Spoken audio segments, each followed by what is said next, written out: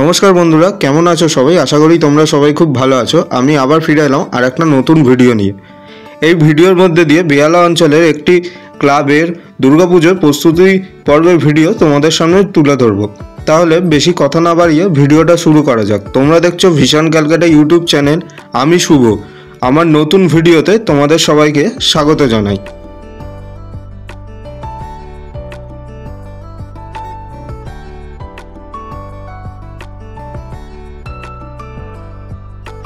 আমি এখন যেই জায়গাটায় দাঁড়িয়ে আছি তার ঠিক অপোজিট সাইডের যেই মাঠটা রয়েছে ওই মাঠেই পুজোটা হয়। এইটা 14 নম্বরে খুব কাছে, মানে বেহালা 14 নম্বরে খুবই কাছে। এই যে এই দিকের রাস্তাটা দিয়ে আমি এসেছিলাম, এই দিকের রাস্তাটা চলে যাচ্ছে ঠাকুরপুকুরের দিকে, আর অপোজিট সাইডের যেই রাস্তাটা রয়েছে সেটা চলে যাচ্ছে খিদিরপুর হাওড়ার দিকে। এই যে এই রাস্তাটা দিয়ে সোজা গেলে আপনি তাঁতলায় পৌঁছাবেন এবং তাঁতলার পর থেকে খিদিরপুর হাওড়া যেদিকে যেতে চাইবে।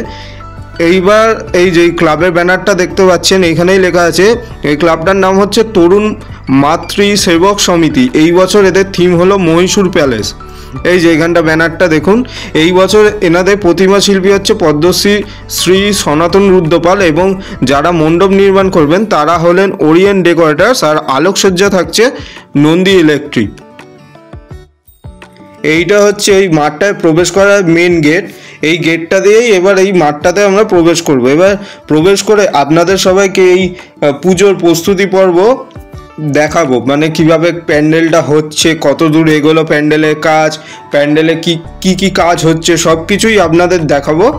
তাহলে এবার ভেতরে প্রবেশ করা যাক।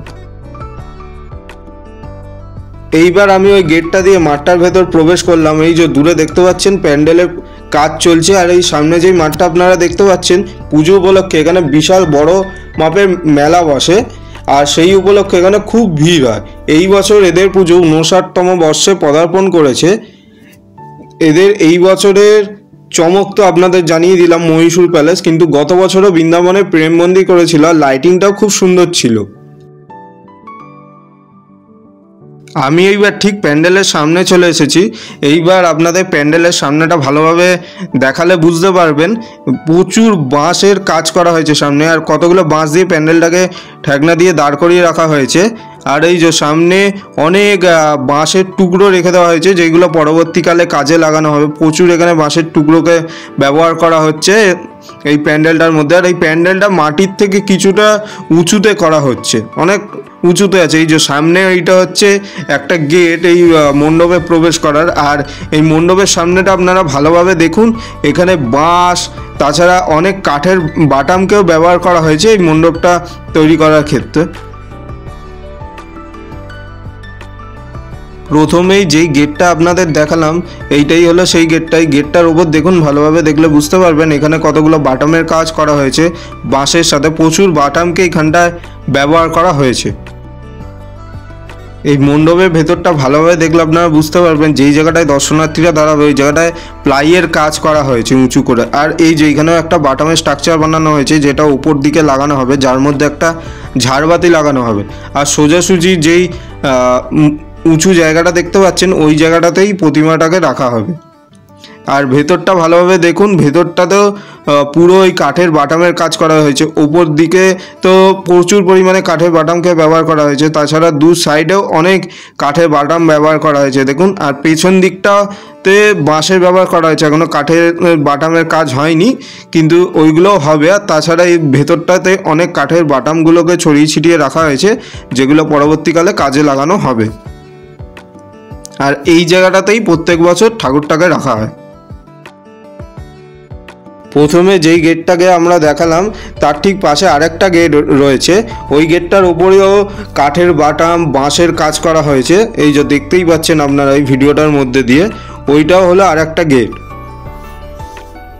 এই যে জায়গাটা দেখুন ভালো করে, অনেক কাঠের বাটামকে ব্যবহার করা হয়েছে এবং এই গেটটার ভেতর দিয়ে দেখলে বোঝা যাবে যে এইখানে কতগুলো কাঠের বাটাম ছড়িয়ে ছিটিয়ে রাখা হয়েছে যেগুলো পরবর্তীকালে প্যান্ডেল তৈরির কাজে ব্যবহার করা হবে। যেগুলো আগেই বললাম এখানে অনেক টুকরো টুকরো বাটাম রয়েছে যেগুলো পরবর্তীকালে আরও কাজে লাগানো হবে।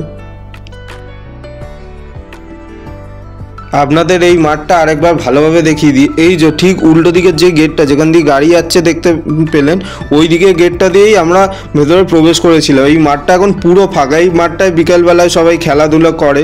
এই মাঠটা এখন পুরো ফাঁকা, কিন্তু পুজোর সময় অল টাইম এখানে পা ফেলার জায়গা থাকে না। এখানে বিশাল বড় একটা মেলা বসে। বেহালা অঞ্চলে দুর্গাপুজো উপলক্ষে এই মাঠটাতেই সবচেয়ে বড় মেলাটা বসে বলে আমরা জানতে পারি। আর আমি প্রত্যেক বছর এইখানে আসি। আর এই দিকে একটা গেট দেখা যাচ্ছে, যেখানে দুটো গাড়ি রাখা আছে। এই গেটটা দিয়ে দর্শনার্থীদের বার করা হয়। এই যে এই রাস্তাটা দিয়ে বেরোলে আবার ডান দিক ঘুরলেই আপনারা আবার 14 নম্বরে চলে আসতে পারবেন। মণ্ডপের ঠিক পাশেই দেখতে পেলাম অনেক বাঁশ ছড়িয়ে ছিটিয়ে রাখা আছে, কারণ এখনও প্যান্ডেলের কাজ বাকি আছে। এই বাঁশগুলো পরবর্তীকালে প্যান্ডেল তৈরির ক্ষেত্রে কাজে লাগানো হবে। এখানে প্রচুর বাঁশ রাখা আছে দেখতে পেলাম। এইটা হলো তরুণ মাতৃ সেবক সমিতির যে ক্লাবঘর, সেই ক্লাবঘর। এইবার আপনাদের প্যান্ডেলের পাশে জায়গাগুলো দেখাই। এই জায়গাটাতেও বাঁশ দিয়ে ঠেকনা দিয়ে রাখা হয়েছে। এই জায়গাটায় দেখলে আপনি বুঝতে পারবেন যে এই জায়গাটায় প্রচুর বাঁশের কাজ করা হয়েছে। ভেতরে বাটামের কাজ করা হলেও বাইরের দিকটা পুরোটাই বাঁশের কাজ করা হয়েছে। এই যে এই জায়গাটা দেখুন, পুরোটাই বাঁশের কাজ করা হয়েছে। পেছন দিকটা প্রচুর বাঁশকে ব্যবহার করা হয়েছে। বাঁশ, কাঠের বাটামকে ব্যবহার করে এই প্যান্ডেলটাকে গড়ে তোলা হচ্ছে। এই পেছন দিকটা দেখলে বোঝা যাবে যে এইখানটা প্রচুর বাঁশকে ব্যবহার করা হয়েছে সামনের দিকের ওই ডিজাইনটা গড়ে তোলার জন্য। এইভাবেই বিভিন্ন ক্লাবের দুর্গাপুজোর প্রস্তুতি পর্বের ভিডিও আপনাদের সামনে তুলে ধরবো। ভিডিওটা ভালো লাগলে লাইক, শেয়ার, কমেন্ট করতে ভুলবেন না যেন। যারা এখনও আমাদের চ্যানেলটা সাবস্ক্রাইব করেননি তারা অবশ্যই চ্যানেলটাকে সাবস্ক্রাইব করে বেল আইকনটা প্রেস করে দেবেন, তাহলে পরবর্তী ভিডিওর নোটিফিকেশন পৌঁছে যাবে। আপনাদের এইভাবে সাপোর্ট পেলে ভিডিও বানানোর আগ্রহ বহুগুণে বেড়ে যায়। দেখা হচ্ছে আবার পরবর্তী ভিডিওতে। ভালো থাকবেন সবাই, ধন্যবাদ।